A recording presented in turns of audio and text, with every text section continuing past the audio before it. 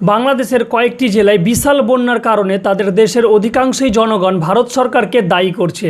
এর কারণ হিসেবে তারা ব্যাখ্যা দিচ্ছে ত্রিপুরা থেকে প্রায় 120 কিলোমিটার দূরে অবস্থিত গোমতী নদীর উপর দাম্বুর বাঁধের গেট খুলে দেওয়ার কারণকে।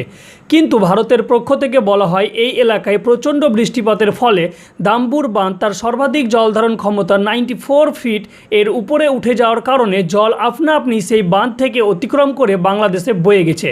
আর যদি এই বাঁধ খুলে দেওয়া হতো তাহলে বাংলাদেশে প্রায় এর থেকেও 10 গুণ বেশি ক্ষয়ক্ষতি হতে পারত। কিন্তু বাংলাদেশের জনগণ ও বর্তমান সরকারের কিছু উপদেষ্টা সেটা মানতে নারাজ। তাই সমাজ মাধ্যমে তারা এই বন্যার কারণে ভারতের উপর ক্ষোভ উগরে দিচ্ছে এবং তারা মূলত ফারাক্কা ব্যারেজ, দাম্বুর বাঁধের মতো প্রকল্পগুলির বিরোধিতা করছে। আর এর কারণ হিসেবে আমাদের কিছু সংবাদ মাধ্যম এবং কিছু জনগণও দায়ী রয়েছে। কিন্তু বাংলাদেশের জনগণকে এটাও মনে রাখতে হবে, আন্তর্জাতিক নদীগুলির উপর এইভাবে বাঁধ শুধুমাত্র ভারতই দেয় না।